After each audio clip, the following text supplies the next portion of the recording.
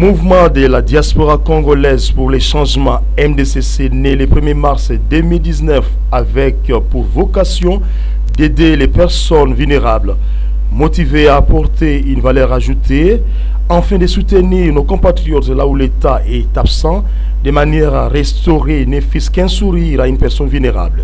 MDCC est allé ONG internationale.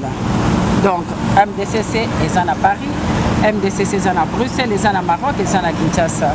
Alors quand il y a un abisso, ezali mouvement d'ensemble, ezali effort d'ensemble, de se conjuguer, tout sur la direction de Mère Santa, qui est notre fondatrice. Alors deux autres initiatives, voilà, tu as visité ONG ezali awa, na Bandal, les cris des enfants. MDCC moment ezali mouvement de la diaspora congolaise pour le changement. Et c'est le mouvement qui na Moisi, Maman Chantal, la baronne que je salue encore en passant. Il y a une initiative, il y a la ONG. Mais dans le parcours Nabiso et sali que Bamibali Bakota. Dans leur mère a une initiative à de MDCC et avec les mamans de la diaspora congolaise pour le changement. Alors chez mes faisons, il y a des papas qui sont intéressés.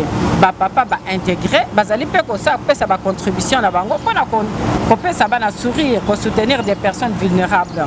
Il y a encore raison pour laquelle nous avons un frère Alain, nous avons un bébé Bazana kata MDCC, c'est ainsi que non, tous les initiatives, tous à la carte à moment tout comme un mouvement, parce que comme il y a du Gambou, il y a Batunion Bassi Nibali.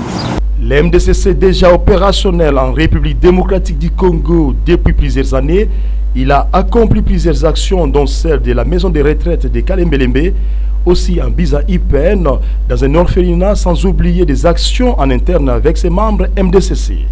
Et récemment, en date du dimanche 13 février 2022, les voilà à Bandal, dans l'orphelinat, les cris des enfants orphelins chez Papa Serge Mbouyi. Ça fait 20 ans depuis que nous accomplissons cette œuvre de Dieu. 15 ans, nous mourons dans ce bâtiment. Ce n'est pas notre bâtiment. Et en dehors de tout cela, qui étaient des enfants qui sont aujourd'hui des adultes, là où l'on retrouve aujourd'hui des médecins, des juristes, des chauffeurs mécaniciens, dans tous les domaines.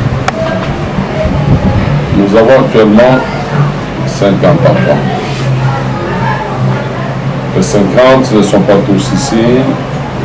Il y a ceux-là qui sont là. Il y a juste une vingtaine qui sont quelque part ici. Vous voyez, quand vous êtes une abri Kassaou, en partance pour ma campagne, avant d'accéder au pont, à votre droite, il y a des gens qui fabriquent des blocs ciment, qui cassent des pierres. Derrière, il y a un site là-bas qu'on appelle piscine ou bien pour la piscine. Ce fut un ancien espace récréatif. Il y a maintenant des familles pauvres. Ça ressemble à Paradjoumain, à Kingawa. C'est dans cette communauté que nous avons aussi nos autres enfants. Ils sont là-bas pourquoi? Parce qu'ici l'espace est réduit. Nous n'avons maintenant que le rez-de-chaussée et le premier étage. Là où il y a l'assemblée chrétienne, c'est la famille Bayerès. Alors, tous nos enfants, ils vont à l'école. Grâce à la gratuité de l'enseignement, ils vont à l'école. Tous. Alors, ah oui, nous sentons vraiment l'impact de la gratuité, même sur le combat. Même moi, quand j'entends les gens qui combattent ça, j'ai pitié d'eux.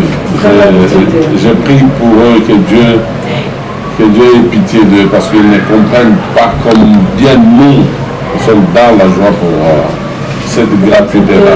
On avait des enfants qui n'allaient pas à l'école. Faute de moyens. Les ONG, les organismes internationaux, également.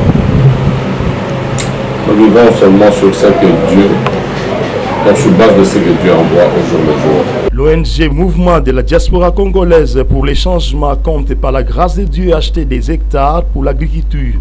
Ngai wa bino mama Tita naza ko ya liboso na bino ko remercier bino na likambo esalamaki lobi na orphelinat ya kokende kotikela bana biloko kopesa bana sourire naza ko remercier vino vraiment na motema na ngai mobimba na sepelaki na eloko moko papa wana ya mbui kombo na ye alobaki ke azo sepela na gratuité d'enseignement po bana wana ba orphelin wana ba ko akotanga soki batangi bazana nzala bakoki classe te yango na biso to pensaki na bino ba orphelin wana to meka ko s'associer na bino bokoka kozwa eloko ya kolia. Toza kosenga bino merci. Gratuité wana quand on voit la gratuité, on voit Fachi Béton. Au moins, il est là pour nos enfants. Batanga, bakuma bato, bazala bato mayele. Po batu nyonso te ba na mbongo wafuta minerval. Batu nyonso te. Mais wana kaka ndambo izwamaki. Nazo senga merci. Merci, je vous dis merci. Leur leitmotiv est de construire des orphelinats et des maisons de retraite pour les personnes vulnérables. La fondatrice et initiatrice Mère Santa la Baronne, qui est aussi propriétaire d'une chaîne YouTube, Chantier la Baronne TV, prône la prise en charge effective des catégories vulnérables en vue de leur réinsertion dans la normalité. Ainsi, le MDCC est ouvert à toute personne de bonne foi qui puisse s'associer à lui pour apporter ensemble les sourires aux personnes vulnérables.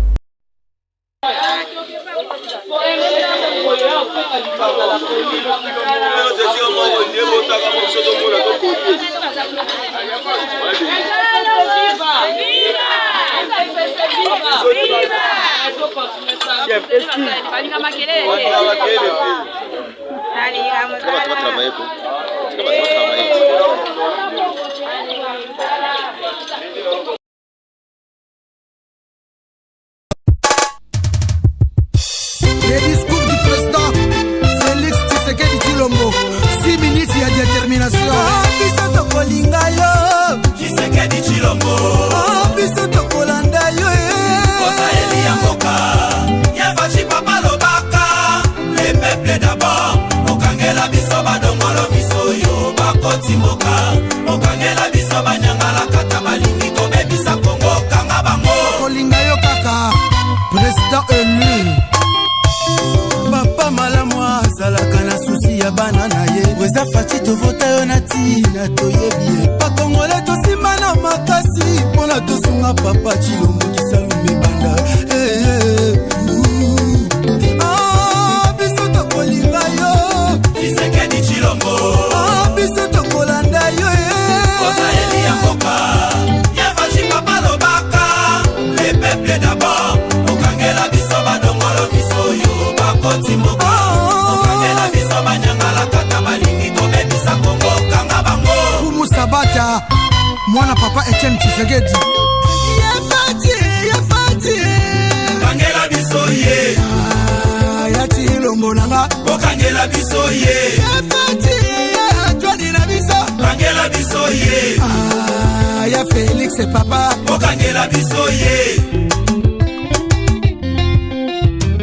kanga moibi wana esengo katodwa ekota esengo okangela biso ye esengo katodwa ekota esengo papa lobaka esengo Antoine Mofi esengo ata na bufi esengo okangela biso ye esengo papa lobaka esengo Tshilombo Mofi esengo ata na sate esengo ala Kongo malamu esengo okangela biso ye esengo okangela biso ye esengo okangela biso ye esengo okangela biso ye esengo papa lobaka esengo Tshilombo Mofi esengo ata na bufi esengo le peuple d'abord esengo le peuple d'abord esengo le peuple d'abord esengo esengo esengo